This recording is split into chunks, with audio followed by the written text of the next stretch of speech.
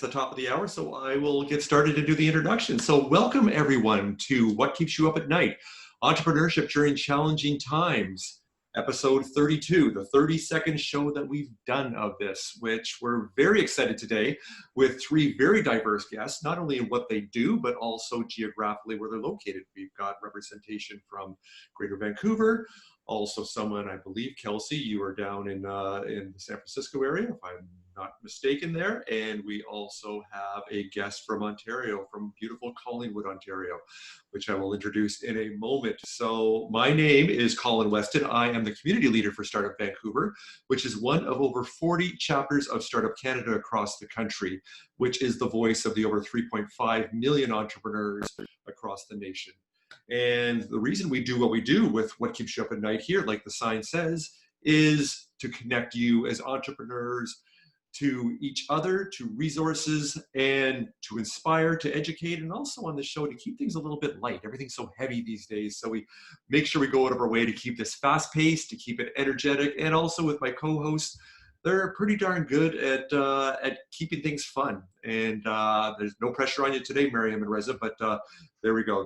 You have to be fun today or else you're in big trouble. So with that, I will try to set a personal best here on sharing my screen, which I think I won't do. Reza, I probably have failed again. You're doing well. But we'll do. Oh, you're so supportive.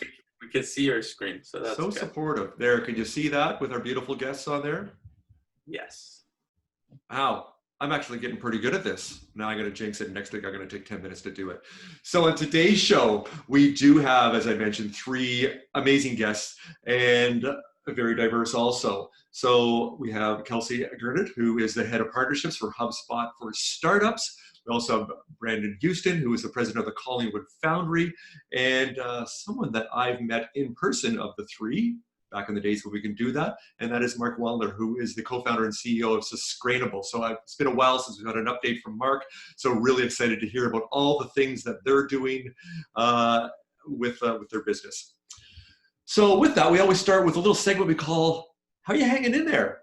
How's everybody doing? So not to dwell on this too long, but we really hope that everybody is staying safe, you're staying connected, you're staying engaged, and not that I'm going to tell you what to do, but you know, like Maryam and I did when we met for a coffee, first time in 7 months, crazy yesterday, like we did, wear a mask, keep some distance. We wanted to hug so badly, but you know, we didn't. I'll have to save that for another time. So we just want all of you to make sure that you're staying safe, and what we do on this show is just one little bit that we hope we can give back to connect you to the entrepreneurship community. So with Startup Vancouver, best way to connect with us, where we're very active, is on social media, whether it's Twitter, Facebook, Instagram, and also our LinkedIn page. You can hear about all of our events and also all the other ones that we support both locally, provincially, and nationally here. And we also have our YouTube channel where we then post the recordings for every single one of our shows on there. So if you love this so much, you wanted to watch again or see some of the other, I guess if I do the math, if it's 32 times 3, that's basically, what's that, 96 guests? So you got 96 amazing people that you can go back and be inspired from there. Hey, and while you're there, why don't you subscribe to our channel? You know what? The more subscribers we get, the more we can do. So we love to make this an interactive show. So if you're joining us as an attendee today on Zoom or also on Facebook, please leave some questions in chat and also in comments. If you want, we can open up the mic for you in Zoom also to ask a question after one of our three co-hosts, including myself, interview and have a conversation with our guests. Did want to quickly mention that we do have a charity partner, and that is jack.org, and they are a Canadian advocacy group supporting youth mental health awareness at a grassroots level of getting young people involved as the ambassadors in schools, universities, and in communities to raise mental health awareness. And we do have on our show here, or we have the opportunity on Eventbrite for people to donate, and we do have a donation today. So you know what that means, Maryam, you know what that means, Reza. I'm going to do a little musical shout out at the end of the show. I haven't done it in a couple of weeks. Hopefully my voice is up to the task here today. Yeah. But we've raised over $600 so far, and I thank everybody that has donated so far. Colin, sorry to interrupt. I think the screen you're going off and the screen we see is a little different. we only see the main image. The slides you're going through are not coming. It's not going through. Yeah, we see the main image of the event, but not the slides you're going off of. Well, that's kind of crummy because I've been going through them here the whole way. Yeah, that happened too. I realized, and I was like, do I interrupt him? Or do You I can always interrupt me. You know what? Well, hey, I don't know what's going on here technically here. Let me see. But we do see the PDF. You can scroll down the PDF too, just for the sake of time saving. So just ask you this, Reza. So you're not able to see, one second here. So are you able to see the screen now, or? Now we see Marc's slide. And there we go. We see the Foundry. Yes. There we go. So I'm backing up through here. I'm not going to dwell too much time on here. Okay. So as we said here, you heard me talk. Don't need to do it again because we want to get into the meat of the show. But with Jack.org, going to get a little song at the end of here, and of course we have our amazing co-hosts, my good friends Reza and Maryam, that are going to be having conversations with our guests. I'm going to be closing the show with a conversation with Kelsey today to talk about HubSpot for startups. In the middle here, we're going to have Reza having a conversation with Brandon about all the good things that Collingwood Foundry is doing and building community there. And then to open the show, and I'm going to stop sharing my screen now, Maryam's going to have a conversation with Marc about Susgrainable. So the two of you, take it away. Thank you so much, Colin. Marc, it's a pleasure to meet you. I'm so excited to learn about how you came up with this idea, the sustainable, grainable, if you could tell me a little bit more about it and the partnership that you have with local breweries and everything would be really great. Sure, yeah. So quick 3-second elevator spiel of what we do is we turn beer waste into premium baked goods. How the idea came about, well, it started over a beer, I guess, if I have to really go back to it. But yeah, I met somebody from the local microbrewery scene, and we met during our MBA, and we turned it into an MBA project along with 7 other colleagues. But it just came about by him asking the question, what do you think we can do with this waste product? Because it was becoming a huge problem to the microbreweries. Especially the urban microbreweries. So they have to actually pay to get rid of it at this point. But at the same time, we were evaluating of what we could do with it. So it could be used as an energy source. We evaluated it as creating products. So using kind of mushroom mycelium, you can actually create coasters. One of the ideas I proposed along with one of my classmates was, can we actually use this as food? Barley was grown for food. We're only using 32% of it by using just the sugars in the beer, and the fiber, protein, and minerals are all left behind. So if we can manage to bake that into our food, that's actually the best use. So that's upcycling. That's where Susgrainable was truly born. We've partnered with 6 microbreweries in Vancouver. No shortage of microbreweries reaching out to play with this because it's very big on sustainability, but I'll leave it at that. And there's so much more I could talk about, obviously, but I'll let you guide where you want. I love it. I love it. And I want to know, tell me a little bit about the circular economy and how do you see your product to play in that area from packaging and everything? If you could tell me all about that, the choices that we made. So that's actually like one thing COVID-19 has been good for is driving the conversation around the circular economy. Can you actually define it for our audience, for those people who don't know what circular economy is? Yeah, so circular economy, not a new concept, but it's a concept around going more beyond the financial, and it's built off of 3 pillars. So the 3 pillars are more about, can we divert waste? Can we redesign our thinking so that waste is no longer looked at or minimize it as much as possible? So the true essence of what we're doing at Susgrainable is we're actually, because we're such a small startup, we're only designing a little circular loop at the end of a linear system. So we're taking one waste product out of the brewery byproduct and building it back into our food chain. However, when we're talking about a circular economy, it actually needs policy to support it. It needs bigger corporations, and truly it needs partnerships. So when we first started Susgrainable, we started with baked goods like cookies, because we actually wanted to design out packaging. But for us to build our business, we can't take on two huge problems, which is both food waste and packaging waste. And so now we're focused, our circular economy focus is going to be around food waste while finding the right partners to tackle packaging waste as we grow our business. But because we did it that way, we've actually gotten a lot of the conversations started around how can we offer a product without packaging if that's the best way to offer the product. I'm so curious where you're gonna go with that. So I checked out your packaging and I see that, you know, you're using glass bottles for some, and the other one, I don't know exactly if the other packaging is compostable at this time or not, is it? Yeah, so that's where we've done kind of 18 months. And to give you an idea of, we started and went down the food service route instead of the consumer packaged goods route, because you can learn a lot more for cheaper. So it's truly how you're able to bootstrap. If you go consumer packaged goods, it's so expensive. You make one mistake on your packaging and you've costed yourself upwards of tens to $50,000s of dollars. So that's why we went that route. But to get back to your question, we have found out that certain spots, everybody's kind of different. And this is where the government really needs to come into play a little bit more, is setting up a consumer-friendly recycling system and compost system. And they really need buy-in from consumers as well. So we need a process that's easy enough for us to understand as consumers. We can't have 10 different numbers. Like, there's psychology research that says go beyond 7 and you're confusing even the brightest of minds. So we actually need to simplify that system.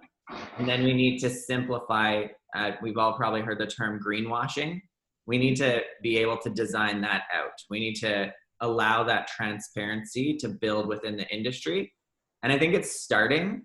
It's nowhere where it needs to be, but we want to be part of the solution. One of the things that's being talked about a lot behind the scenes is extended producer responsibility.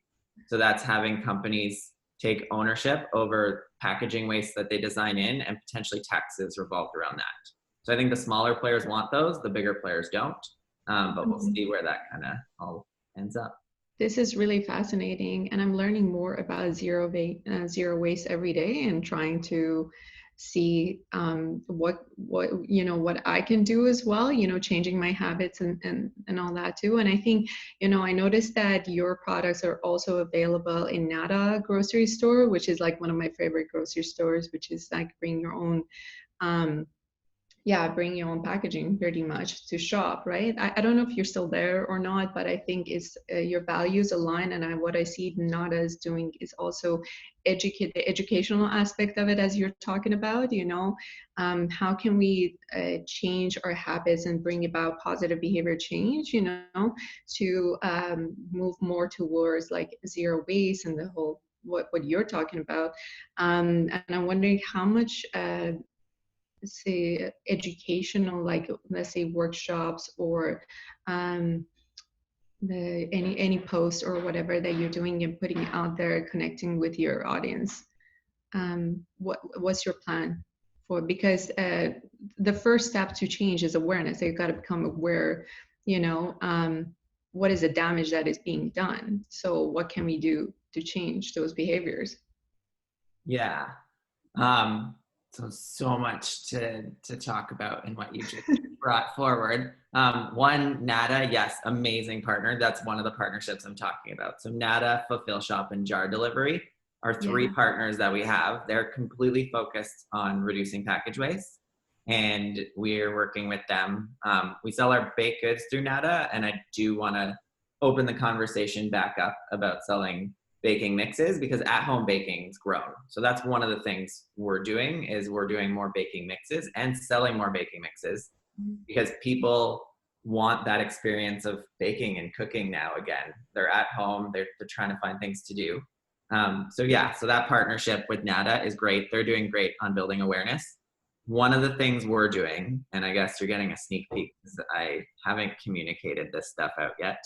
There's so much behind the scenes, but we have actually designed a circular economy workshop. We did it in conjunction I just got asked by former professors at university if I would be willing to go into their like high school students, their kids were looking for people to go talk about it because teachers are struggling with incorporating sustainability into their current curriculum. So we've actually designed a workshop that's geared towards them. Now schools are still figuring out their current curriculum as a whole. So we're on hold with how we deliver that, but we're working with our some of our partners like Van City on trying to get this out to a wider audience. So we don't need to now just start with high school students. We've designed it, the core elements are all there. And so it's basically of where do we want to go and expose this to. I love it. Please share the link with us. To the workshop? Yeah, the workshop. And I think that perhaps, I've seen some of my, friends who in naturopaths and nutritionists, also they hosted some, zero waste workshops as well to teach how you could do that. And I think maybe partnering up, I'm just an idea. I like to brainstorm ideas. Yeah, so we have two other priorities we have to do before we actually blast it out. Our goal is a little bit of our marketing goal is to make 2021 the year of sustainability. So COVID kind of set us back. We've had to do a lot for health. And I agree that there's a lot of things we had to do. Like we have to make sure our short-term sustainability is worth it. We have to make sure people survive this pandemic before we actually refocus and realign. But I think we're starting to get into a place we're finding out what this new normal that people keep talking about is going to look like. And as we're getting that clarity, I think that's when we want to start to reopen the discussions of how do we build in sustainability. We're constantly talking about what the economy is going to look like.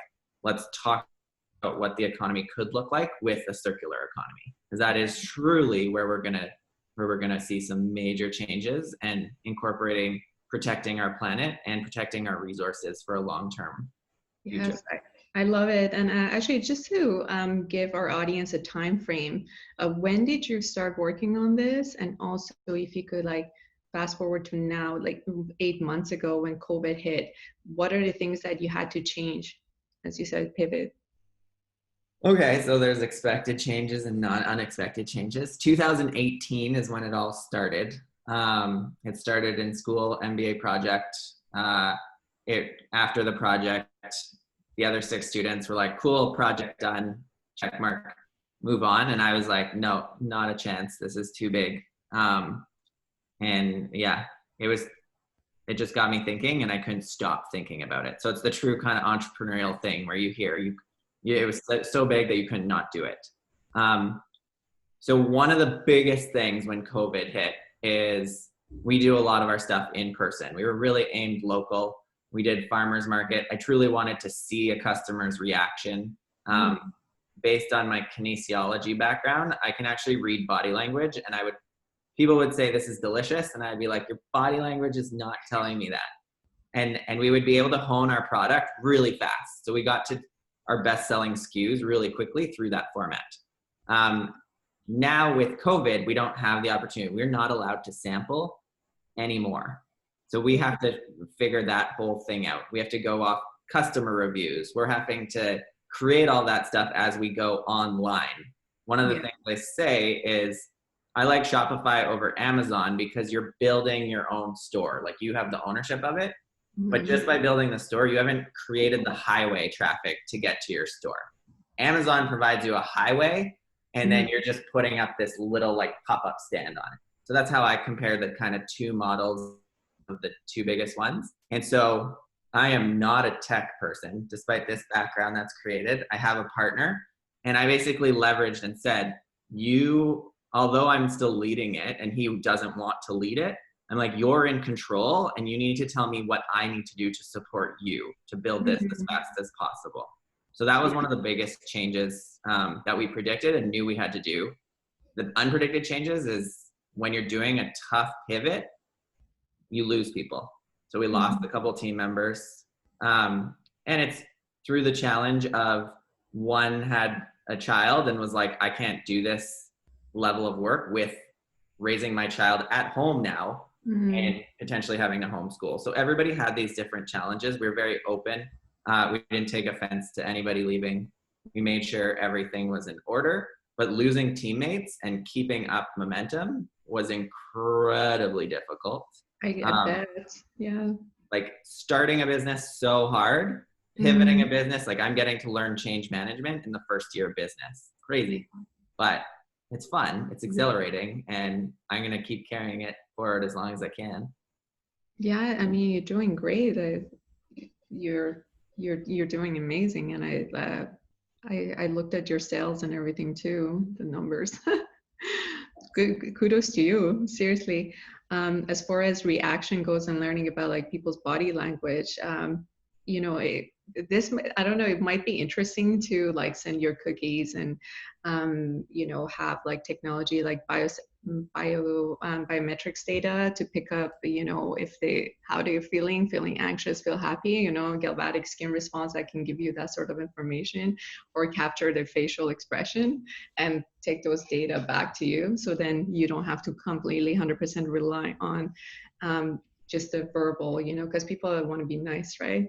But their body doesn't lie, right? So if you're getting biometrics data, you know, and the C what the qualitative feedback is going to be as well. So that's a quantitative, and qualitative would give you like a pretty good feedback as far as. Yeah, I'm so into biometrics. There's like, so with Susgrainable, we have two things. We can sell on the sustainable side and we can sell on the health side. And we actually like, we have to decide which one to do first. So sustainable is the one really where we differentiate ourselves. And then we add on and layer on that health component, which we know we have to do a better job of. And I think once we get the sales off on the sustainability side, our immediate profits are going to go into that R&D side.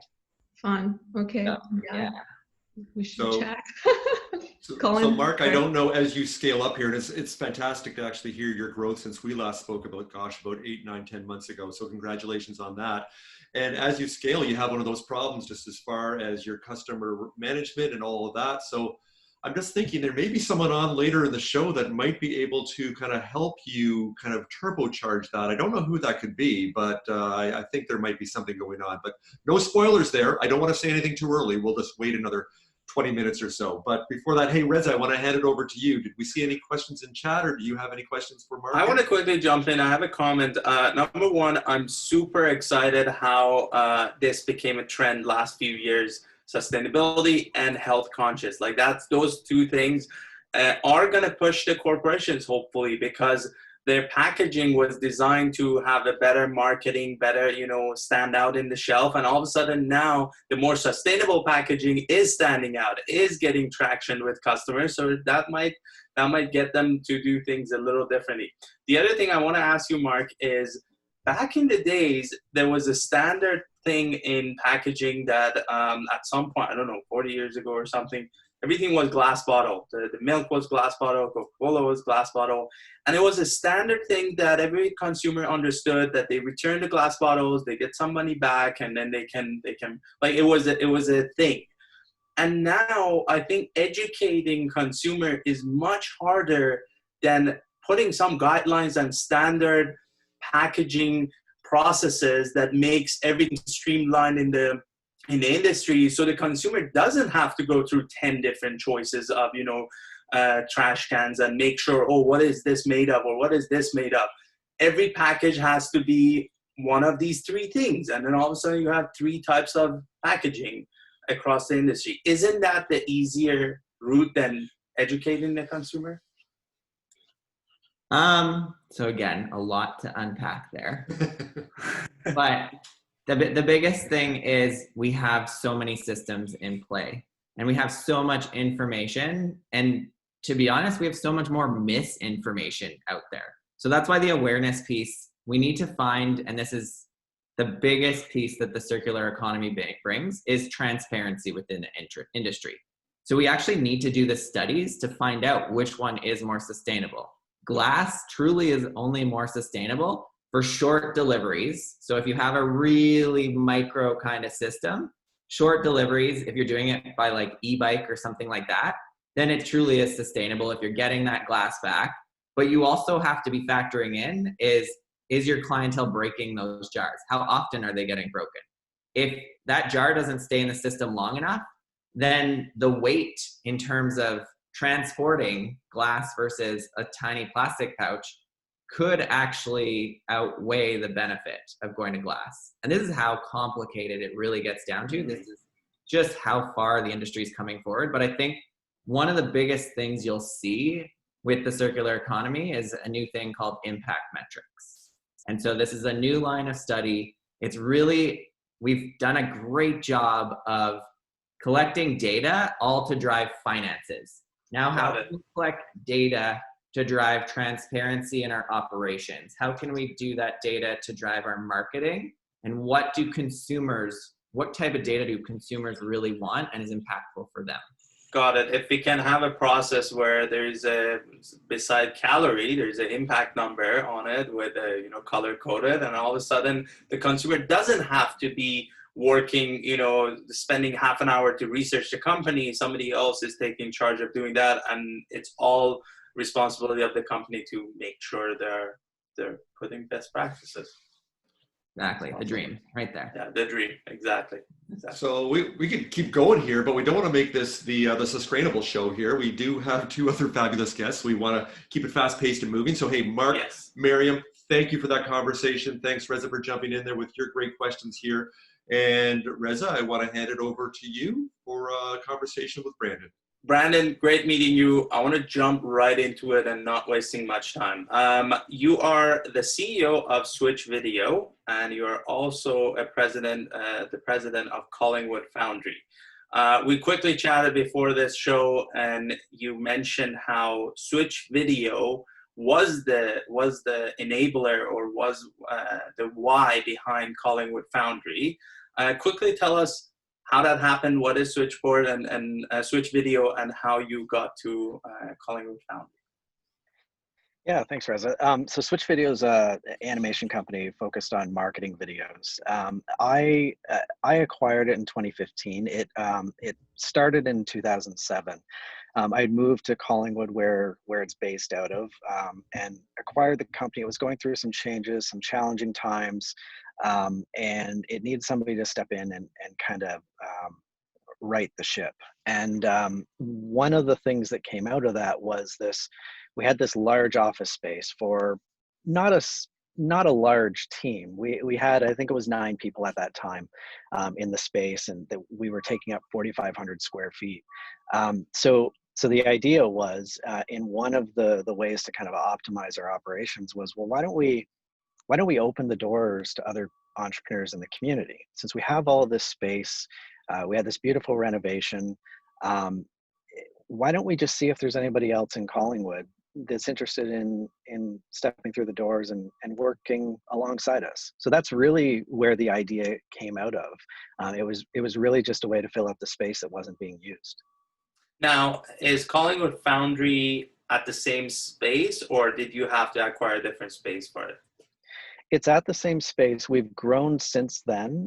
So we were taking up the second story of a building in downtown Collingwood. But just at the beginning of this year, we took over an extra 1,000 feet of ground floor space in downtown. So it's connected.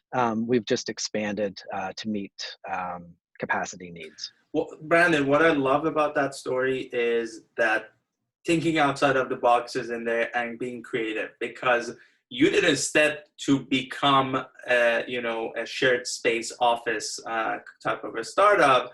You were focusing on Switch Video, and all of a sudden you had to figure out how to optimize, how to make better use of your resources, and all of a sudden there's a new baby or new business born. It's amazing how that happened.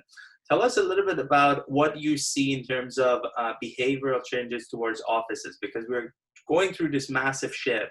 Everybody's trying to guess whether office space is going to be, a thing of the past, or whether it's going to go back to normal. The model you have on the website I checked, and the model WeWork or these other shared space offices have, is very attractive during pandemic or post-pandemic, because instead of signing up a 5-year lease, you're going month to month, and whenever you want, you can have a way out.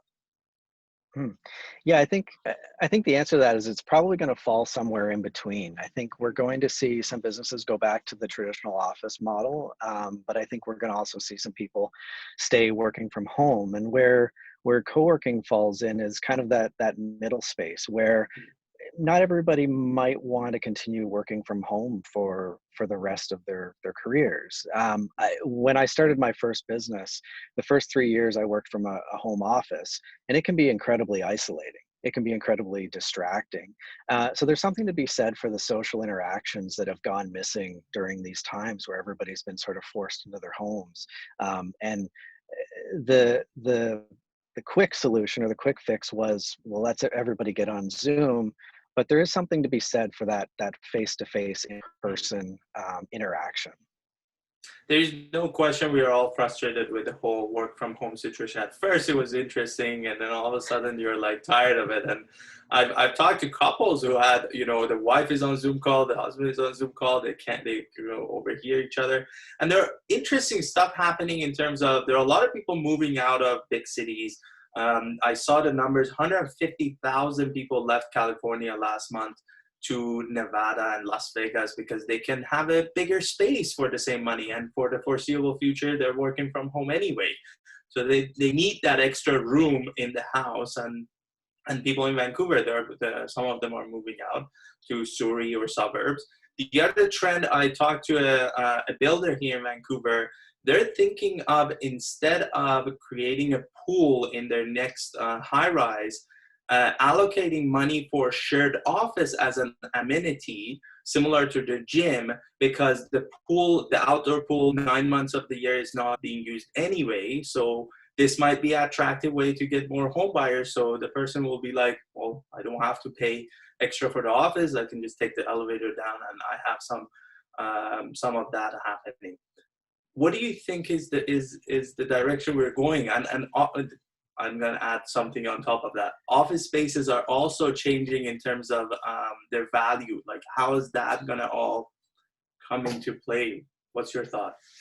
Yeah, so I think in regards to urban core offices, there's some businesses that are stuck in their leases, and they're going to have to ride it out or try to do what they can to cover those expenses.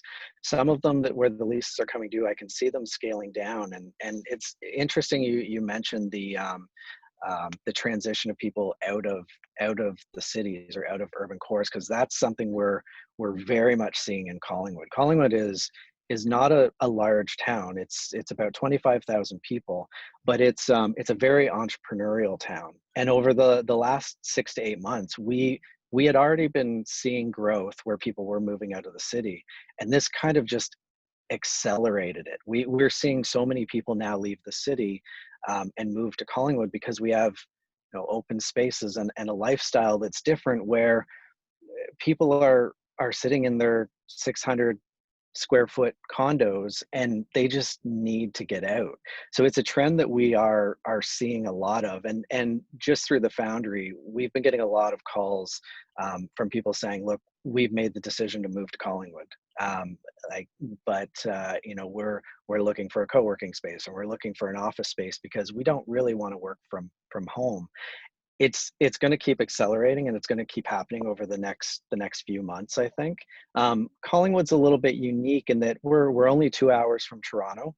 So I think there's actually an opportunity for other towns similarly to leverage that, to try to attract those people that are moving out of the urban cores.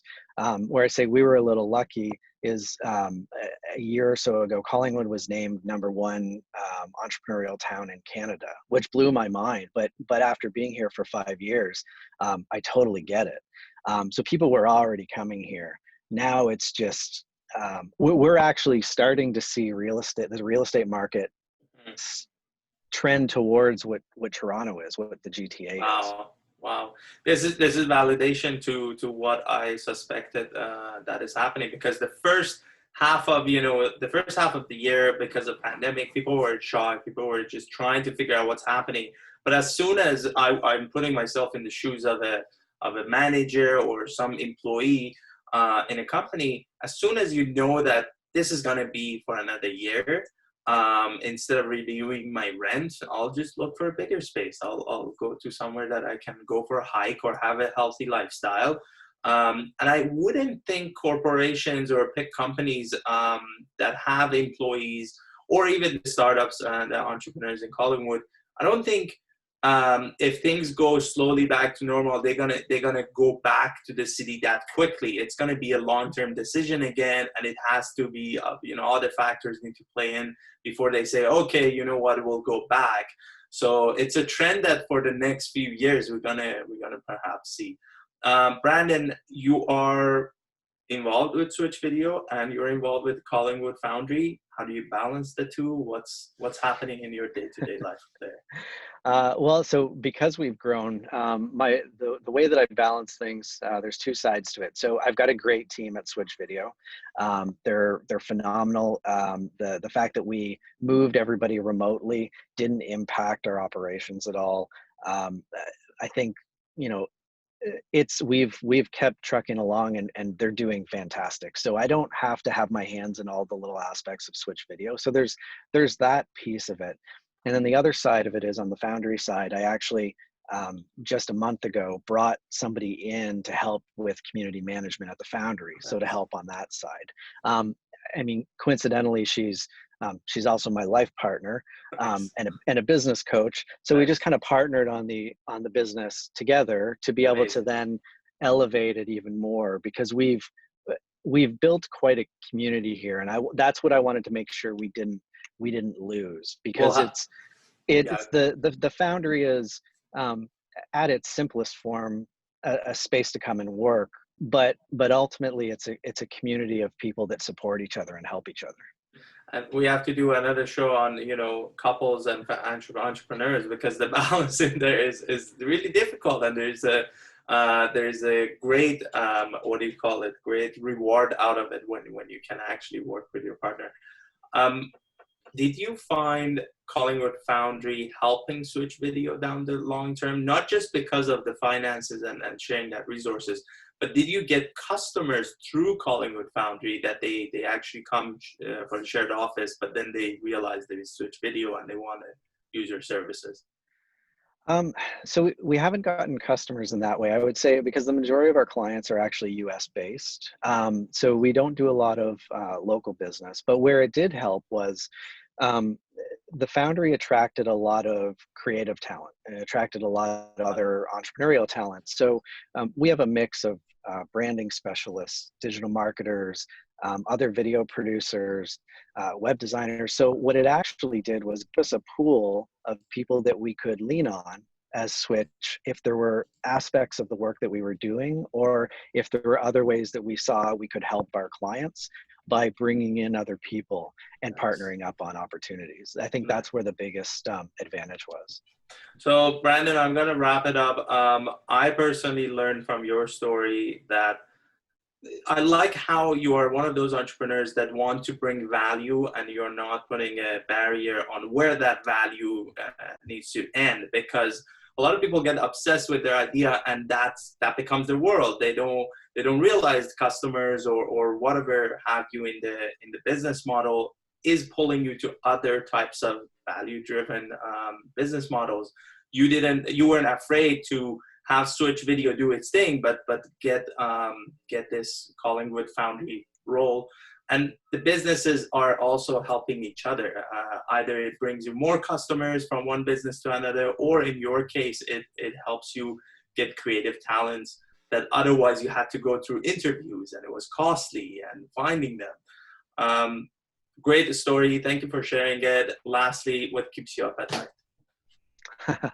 What keeps me up at night? Well, I think that where I've spent most of my time over the last few months is, and I'd say maybe what keeps me up at night is, what can I do to continue to support the community of entrepreneurs that we have while they're going through these times?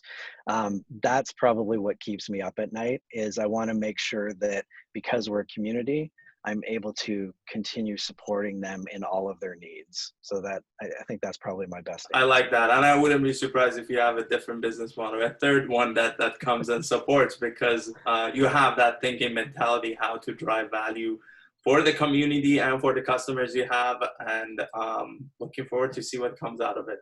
Thank you for sharing. I'm going to open it to anybody who wants to ask questions. Yeah, thank you, Reza, and thank you, Brandon, for that. So Brandon, I have to ask you, not that I'm going to put you on the spot too much here, but the reason we were connected, and I'm so glad we had a chance to meet and are connected now, was of course through Startup Canada and their community chapters program. And I'm involved in that at that senior advisor level and looking to help expand our program across the country from the 40 plus chapters that I mentioned at the top of the show that we already have.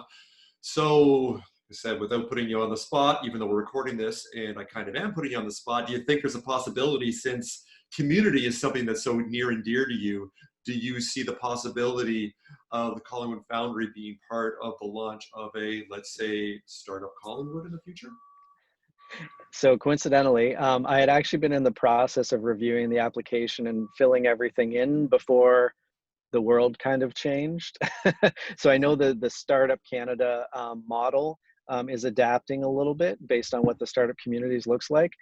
So it was definitely something that was top of mind before everything kind of shut down and changed a little bit. Even more so, I think I'm even more interested in doing that for Collingwood. Well, that makes me happy to hear that. And what you've already built, you're in such a great place that you're able to hit the ground running, where compared to where we started 3.5 years ago, we started from zero off the start side of our desks. So the fact you already have a space, you've already got a lot of those pieces in place, and you also have other resources like myself that are more than happy to jump in and help you along the way. I can certainly tell you the things that work and don't work in conversations that we have in the future, but I hope you join the Startup Canada team here with a startup. Thank you.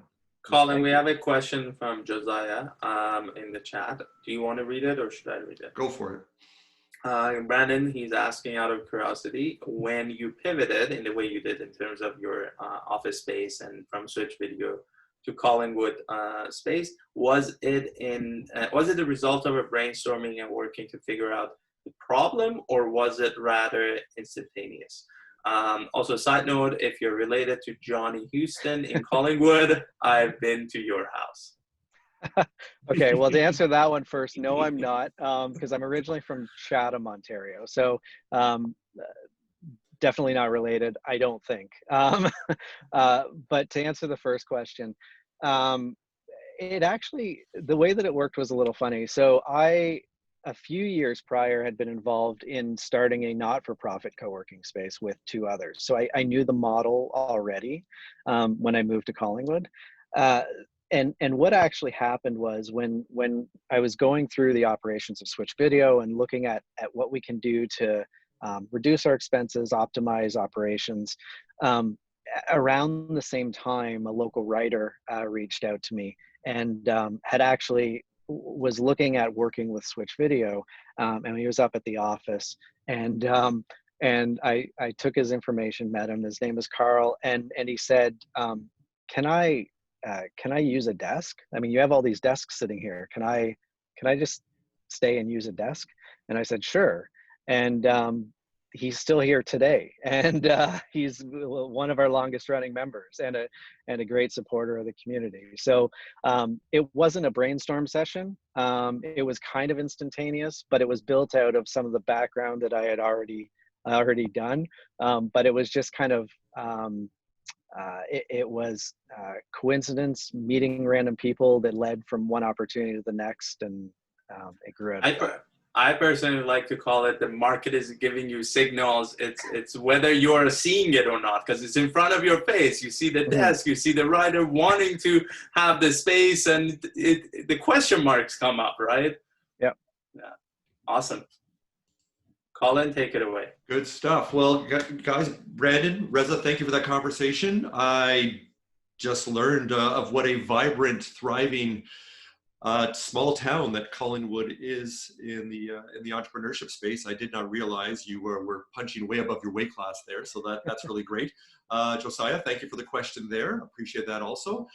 So now we're going to move on over to my conversation with Kelsey Gernert, who, as I mentioned, is leading up the initiative with Hubspot for startups. So first, Kelsey, welcome to the show. And until I met you through another event a couple of weeks ago, I've been involved, obviously, in the startup community for years. We actually use Hubspot for the last couple of years as our CRM base, using about 3% of the power of that. So that needs to get elevated. So I did not even know that Hubspot for startups existed. So Kelsey, to start us off, tell us what the heck you're doing there and the value that it's providing for startups and early growth companies. Sure, happy to, and thanks, Colin, for having me on the show. Yeah, I mean, our startup initiative, our company's been around for maybe 13 years, but the startup initiative launched about 5 years ago and has been steadily growing.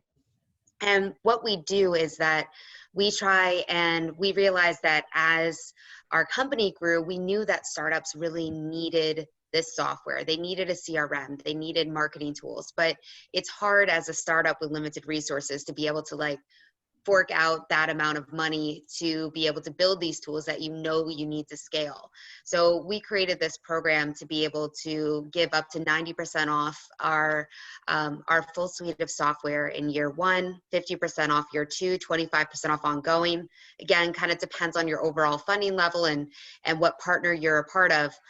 But we created this where you get these discounts, but then in addition, tools are great, but you really need the education and the strategy to know how to use these tools and how to grow your business.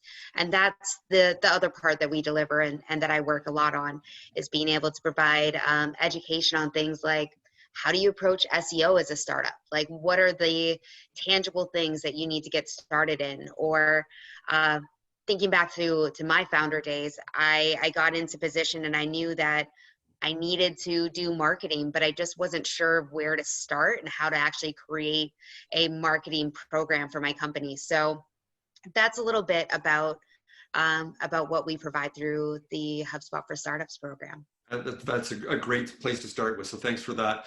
To expand on that, could you tell us a bit about what you do in that thought leadership space in regards to providing the consulting and guidance for startups and how to adapt to their marketing strategy, especially in the time in COVID? So what have you done as an organization to really help startups that perhaps you weren't doing before?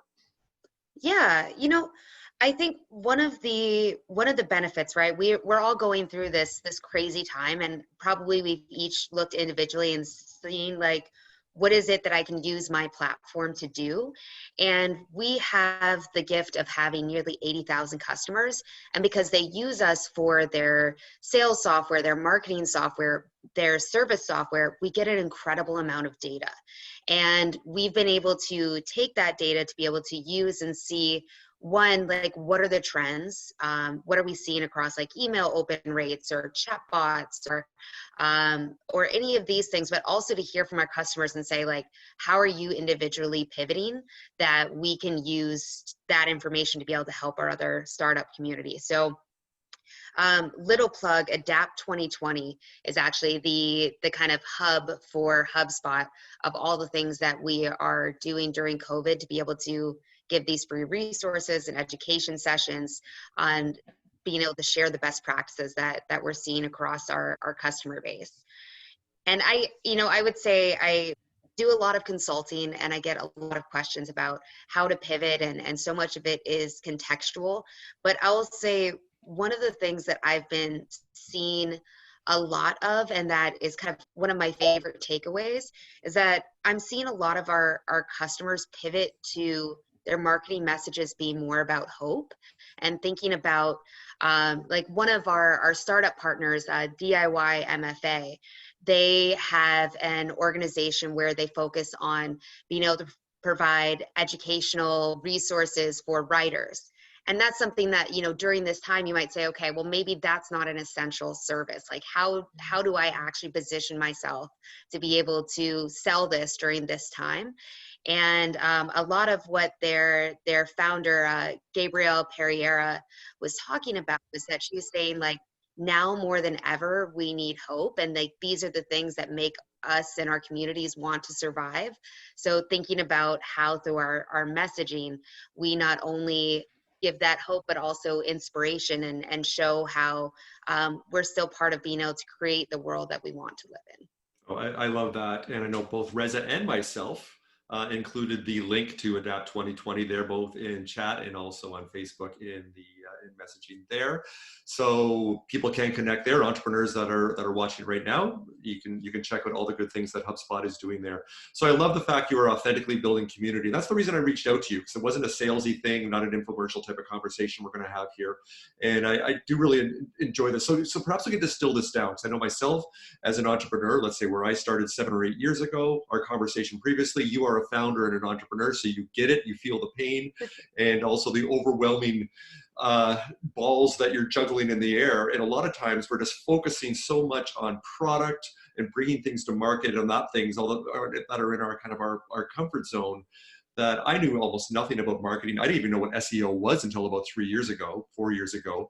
So can we kind of bring it all the way down to what is like the first couple of steps for engagement here, that entrepreneurs out there that are just maybe hearing this for the first time or have been struggling with this and didn't know where to turn, that you can offer them as that first step, that they can connect with HubSpot for startups to get themselves going, get a little bit of confidence, and not be overwhelmed?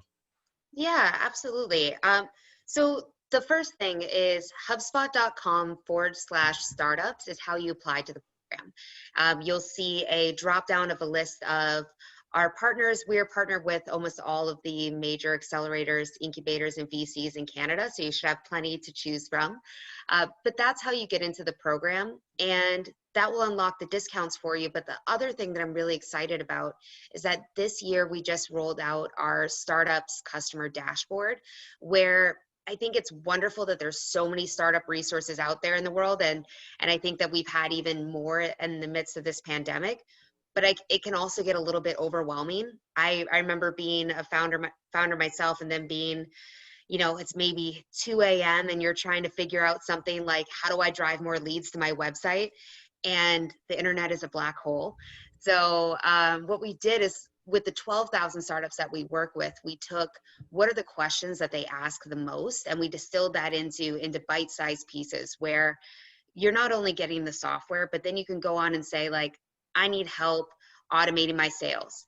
And it will give you like 3 links to help teach you the strategy of how to do that. And then 3 links to the tools that you can actually implement to make that happen. So that way you have something really actionable, and that's making the best utilization of your time as an entrepreneur, because time and resources are the 2 things that you're most likely the shortest on. That is true, the most precious and sparsest commodities that we have. So I already put Brandon on the spot with a question earlier. I'm going to bring Marc into the conversation here and ask this, with the way that Susgrainable is expanding here. I don't know if you're already using a platform right now. I'm not trying to convince you if you use something else or not, but Marc, as an early growth entrepreneur, what pain points do you struggle with your business as you look to expand with the things that a platform like HubSpot could offer? Where are your challenges? Yeah, so we do use HubSpot for one. There you go. Yeah. I knew I liked you, Marc. And then I wasn't aware of these programs, so I'm going to go look at them. I think the biggest thing for me is I can't own every aspect of my business. So one of our values at Susgrainable is empowerment. And so we've now finally identified and brought on our person who's going to lead sales. So I'm helping design that process out, but she's the one who's really driving and diving deep into, okay, how do we best utilize this tool? And she's great because she's phoned your HubSpot support team at least 5 times in the last 2 weeks in setting it up, but we're setting up that sales pipeline. And the biggest thing we could do, and one thing that I like that Kelsey said, is to get onto this, you go through one of like an incubator accelerator. I think any startup should, especially if you've never done it before, go through that process, because they are really getting you to segment down. Even if you've been doing the business for a year, go and jump in, because we the biggest thing we were doing was scattering ourselves across a lot of products, and we actually had to scale down SKUs and be a little bit more succinct in our offering. So that's how we're leveraging it. We're creating our pipelines right now, and then we're trying to identify what other pieces we might need to layer in after.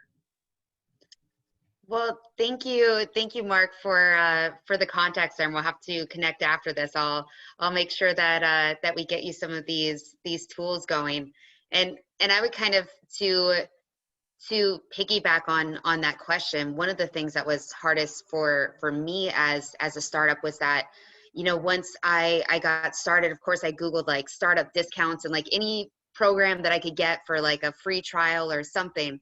And then I had all these things and I felt like I was winning because I had all these like freebies, but then they were like all timing out at different times. They didn't speak to each other. I wasn't getting good data. And I was encountering issues like I got 2,000 followers on Facebook overnight. That was exciting and successful, but I didn't have any way to know if those followers actually converted into customers, if they actually went to my website, like how much revenue I was actually generating from this, and trying to figure out these small pieces of where should I be spending my time and energy. And that's what I think the real value of having something that's tied to a CRM does, is that when you have this limited amount of time and you're building out these processes, sometimes for the first time, and empowering somebody else to do that when you're in your pivotal moment of maybe hiring your first salesperson or your first marketing person, how do you make sure that they're following a system that you can still get insight into, you can see what their interactions have been, but you're also giving them all the tools to be able to do it on their own. I think there's a fine balance. Yeah, you mentioned one keyword that I said, like with all tech, because I'm not a tech person, if you can make the integration process easier and cost me less time and headache, I love it already. Like, absolutely. And that's, I think, one of the things that I enjoy, especially being head of partnerships and getting to work with so many cool people, is that that's kind of part of the cornerstone of our value prop, is that we integrate with 500 other companies. So we're kind of the person on the playground that plays nice with everybody. And that way, all of those things linking in together will feed all of your data into one place. So that way you're able to actually have actionable insights that you can use. love it. We talk about one thing with us is there's two partners at the very top, and one's organized and I'm easy to work with. So because we have the organized and easy to work with, our system works. Balance in all things. Nice. Love that. Love that.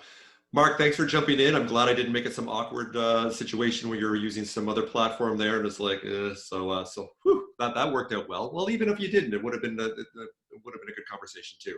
So we only have a couple minutes left here, but before we do, I want to open it up to Reza and Maryam. I see there might be a question or two on chat that maybe one of you two can jump in, or if you had any questions for Kelsey, now's the time. So jump on in. Right, then go for it. I know you have a question. No, I was just thinking about connecting with you after, because I feel like I want to get, the educational aspect of it has been really good, and I always get emails from Hubspot and all these, educational newsletters, which has been like really valuable, but I haven't yet, signed up. So I'm just curious. Not a question. I'm just saying I'll be connecting with you for sure.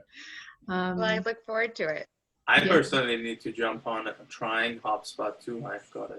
I need a CRM so bad. So yeah, I feel a bit disorganized right now. I feel like need to get organized, and have everything in one place would be really good. I do want to. Sorry, Kelsey, go on. Oh, go ahead. Well, I was going to just say for a quick shout out. So our CRM is free, and it will always be free. And our base level of software is actually really comprehensive. It doesn't time out. That's also free. So no excuse not to get started. Nice. True. There we go. So Maryam, there's a question on the chat. Do you want to go for it? Yeah, Yvonne is saying arguably two of the biggest marketplaces on the internet are Amazon and Spotify. Do you think there's value in demystifying those marketplaces for entrepreneurs? I I guess I don't entirely understand understand the question. I'd love to have a little bit more context, or if somebody else maybe has an understanding of it. Mm-hmm. Yeah. Yeah, I'm not quite sure, but that question was just a general one for anyone in the audience. Yeah, demystifying could be, it's a bit of a vague term there. I don't know if that was Ivan who asked that question. If you want to expand on that. Ivan said Amazon is a black hole. That's the thing. If I was to guess, I think he wants the demystifying would be, what is the biggest difference, I guess, between Amazon and Shopify? Because they're very different models. I think I alluded to it in my thing, but maybe your perspective on benefits, risks, that's how I would interpret it. Yeah, I'm happy actually, Mark, if you want to take that one, because I think my understanding is probably higher level than yours. So go for it. Sure. Sorry or we can just leave it alone. You back. That's okay. I actually love this type of like panelist type thing because you never know where it's going to go, and I thrive under uncertainty. So it's great. Yeah. So Ivan also added Amazon is a black hole, which I agree with. So that's what I kind of said. If you're going to build something on Amazon, you're tapping yourself into something that already exists, and you still have to find yourself in that space. Whereas Shopify, you actually have that full control to create your own thing.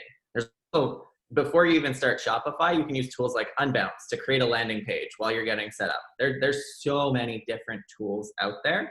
But I think one of the biggest challenges is people jumping from one tool to another without actually truly investigating that tool. A lot of entrepreneurs nowadays are too afraid to pick up the phone to utilize the resources that Kelsey was talking about. Like, utilize that phone call to dive deeper into it and make sure it's actually, could it potentially be a fit? I think either way, it really depends on what your product is, what you're selling, which avenue will be better for you. If you're trying to sell multiple lines of products, still trying to figure out your thing, Amazon might be better. If you have a succinct offering of just exactly what you know and you know your value prop, I would say Shopify is better. That is my take on that. There we go. Way to tangle or go after the black hole comment, because that could have gone anywhere. That was a black hole upon itself there. So Marc, thank you for stepping up and challenging that. I know Brandon's smart. He just sits there well lit and just smiles and looks good. He's like, you can take that one. That's fine by me. So hey, we're just past the top of the hour here. So I do want to wrap up the show and then have Reza end it for us here today. But before we do, as I promised, or as I threatened, depends on how you look at it, I need to acknowledge a donation to jack.org today. And the way I do that goes a little bit something like this. Nice donation by you. Jack.org says, thank you. You are awesome, Christopher Guleski. Nice donation by you. There it is. Done for another week. Reza, my friend, take it away to close the show. Awesome. Thank you, Colin. Thanks, everyone, for joining our audience, both on Facebook Live as well as attending on Eventbrite. Thank you, Marc, Kelsey, and Brandon.